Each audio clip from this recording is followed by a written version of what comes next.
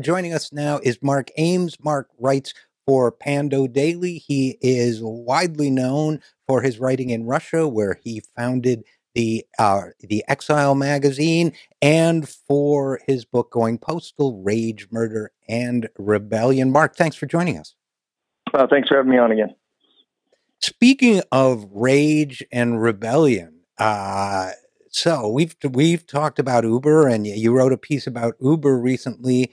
French taxi drivers, as you undoubtedly know, clashed with riot police. We now learned this week, disrupting Paris rush hour traffic during a protest against the French version of Uber, which for some reason over there is called Uber Pop.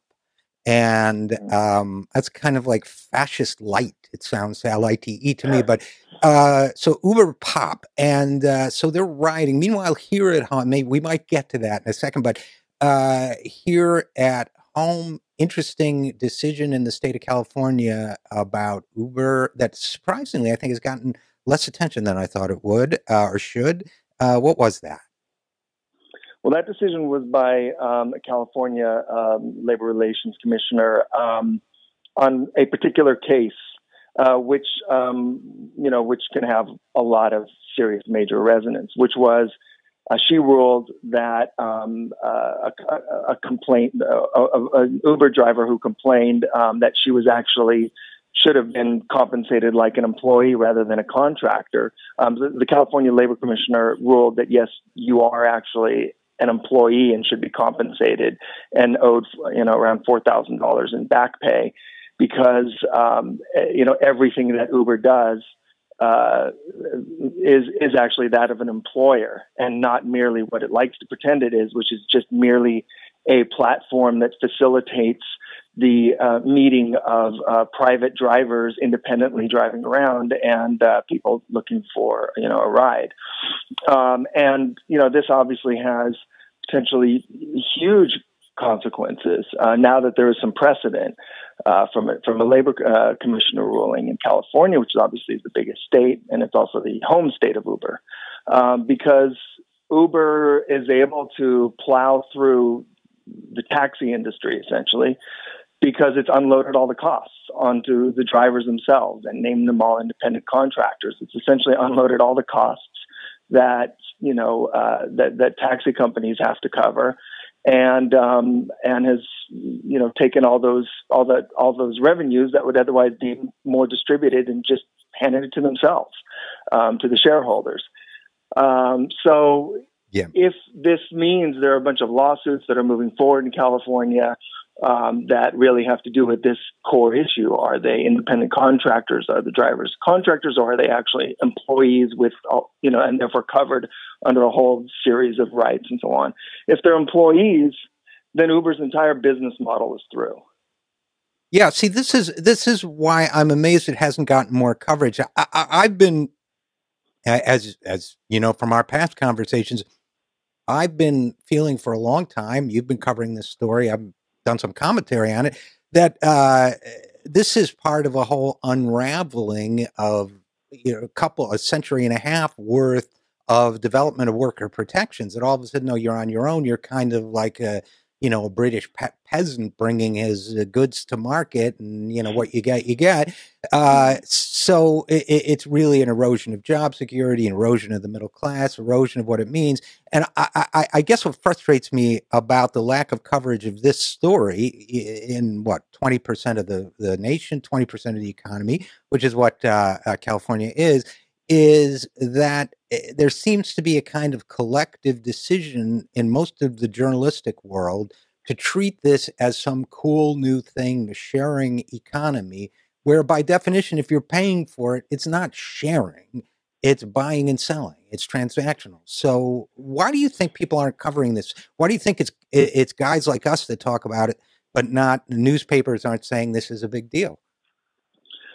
Well, first of all, because tech journalism is extremely corrupt. It's hard to differentiate tech journalism from PR, and the culture of tech journalism, which really was fashioned by Steve Jobs decades ago. It's like an exaggerated version of the Washington D.C. access journalism. It's all about access, and it doesn't have and hasn't had for a long time the sort of pressures to actually have an adversarial and skeptical approach that at least is supposed to be held over Washington reporting. Right.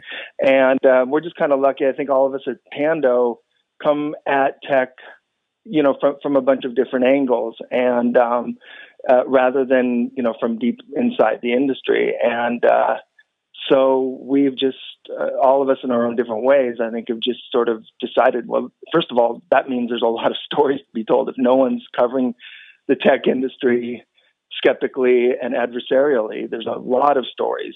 But more importantly, the tech industry is incredibly powerful, and it's reshaping our entire political economy and taking over all kinds of institutions, including politics and old media and so on. So this needs to be done, as well as, something I want to do. So I think that's one thing. And the other thing is, look, I mean, people have also become very depoliticized and haven't quite understood sort of the politics of things, let's say, in the last few decades, the way they did earlier when they were struggling, for political power and rights. And so most people just look at it like, oh, this is convenient. And it's convenient for consumers. They tend to have a very consumer-focused view, especially when it comes to tech. It's almost like they think tech is just a consumer product, like a stereo or a TV or a computer. They don't really think about how it reorganizes the entire economy and our lives. And again, if you look at Uber, and Uber is just kind of the worst example of this, but Uber is. To put it simply, it's massively disempowered. Thousands and thousands of workers, Right. and probably we're talking tens of thousands of workers since they're spreading around the world.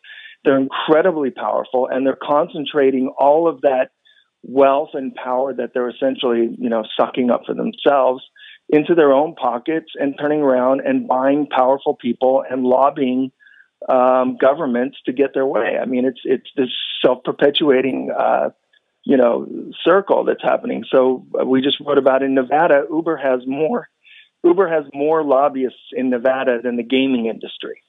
Wow. And they are getting stuff done. They have Bob Gates, the former head of the CIA and the head of the Defense Department, is on their advisory board. They had David Plouffe. He Right. bowed out finally because I think these guys were. I mean, I don't know why he was actually put out to pasture. He was kind of kicked up to some sort of non-serious role, so he hasn't actually been kicked out. But they brought in this woman, an old conservative party attack dog to replace him, and so it gives you an idea of what they think they're doing, which is waging war on regulations and politics and structures around the world and on workers, and Right. they need attack dogs. See, this is such an important point, Mark Ames, is that, and I keep coming back to this, that these companies are, whenever I write about them, I get tweeted at, oh, this poor, pathetic Eskow thinks that, is fighting the future or whatever. No, this is not about fighting the future. This is an ideology of basically job destruction, income security destruction, middle class destruction, to be replaced by on-call servitude. And don't you think? And that's absolutely. And this is why the French are. Oh, and by the way, newsflash! I figured out what Uber Pop reminds me of. It sounds like the name of one of those like Euro disco songs from the '80s, like by Boney M or somebody, But Uber Pop. Yeah. You got it. And so this is why I got to say, look, and everybody says, well, so you'd like to go back to waiting 15 minutes in the rain for a taxi? You can use government developed technology like the internet to call car services that actually provide a living wage. I mean, it's not either or. So, so I guess I've got to say I'm sympathetic with the frustration that the Parisian cabbies feel. What do you think? Well, absolutely. I mean, the French labor movement I think is still a lot stronger than ours was here. I mean, they were always, I think, more radical and held out against their sort of right-wing plutocrats a bit harder than we were able to here. And so I think they see the angles and they understand that to try to fight it, you need to get radical right away because these guys are hardcore. I mean, they didn't name themselves Uber for no. It wasn't an accident. Travis Kalanick, the CEO and co-founder, is an avowed hardcore Ayn Rand fan. One of his top executives, Emil Michael, was caught bragging to other journalists. Thank God that BuzzFeed, revealed this, bragging to journalists about how he was going to take $1 million of their dollars and use it to destroy my editor, Sarah Lacy, and her family for writing critical articles on Uber. These guys they collect enormous amounts of data on us. They have their apps in our phones. They know our movements. In fact, somebody from Uber had even menacingly threatened a San Francisco journalist about that very fact, that they sort of basically, we know where you are and where you move around, when she was writing critical journalism about them. In China, there was some sort of protest in China, drivers' protests, and the Chinese government got very upset over it, and they started leaning on drivers and taxi companies and so on. And Uber sent out a message to all of its drivers in a particular city that anyone who goes to a protest will be fired and never allowed to drive for them again. And they can follow them and know who's going to a protest because they can see right. their Of course, car they can. on their computers. I mean, this is insane. You want to give these guys that much power? This is like a private government. This is about the worst private government power imaginable. And since I somehow seem to be into retro pop references, they're also like a villain from one of those James Coburn In Like Flint movies. I mean, they have that thing, the God View, I think it's called, right, where they can actually project on a screen the location of every car and every customer in every car. So. Yeah. That's what they were threatening that San Francisco journalist with, is we can say every place you've been, including maybe if you're married, I'm not saying that particular journalist, but if you're married and you stop someplace that would be awkward to explain to your spouse or whatever it is, they basically are accumulating that kind of data. So yeah, these are creepy people. What do we... Creepy people with a lot of money. Remember, their company's valued now at $50 billion, the latest evaluation. And this is, this valuation is built completely on essentially capturing all of the revenues, all of the pay that would go to their employees that isn't going to them because they get to call them independent contractors, and they get to continually change the terms and squeeze them more and more. I mean, Uber drivers, we also know that they used to make a larger cut. And then once Uber established its sort of monopoly position in markets, it started taking more of their cut. It makes them pay for their car upkeep, and so I mean, it's actually just unbelievable what they get away with by having them as independent contractors. They don't have to pay for the people's cars, right? And the upkeep on them. It's just like the old days when piece workers used to have to pay for their sewing machines in the garment industry. I mean.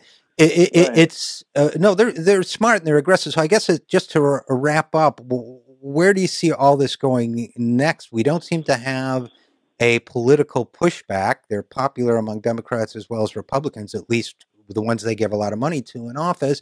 Where do you see this going next? Well, but I think, talking to some people in the law profession in California, labor lawyers and so on, I think it's up in the air, to be honest. I mean, the trend is definitely, I think, not in their favor. We'll see. I mean, in terms of sort of the culture starting to slowly become aware that something is wrong with this. Mm-hmm. We're still a long way off from kind of grasping the big picture the way like the populists and the early labor organizers where they got to, but at the level of lawyers, judges, labor commissioners, they are seeing the angles, and they are. It's a threat. I think it's a serious threat, and I can tell you that classification of workers or misclassification of employees is one of the big new areas of sort of employment law and employment theft. I guess employer theft for of sure. employees. It's a big new area, and tech has definitely accelerated that in a huge way. Well, it sure has, and I hope when the history is written of this age, people will say that Uber did their part to advance workers' rights by looking like they're just cartoon villains. But at any rate, we'll have to leave it there. Mark Ames, writer, keep up the great work, man, and thanks for coming on the show. Thanks for having me on. We will be right back after this. I'm Richard RJ Eskow, and this is The Zero Hour.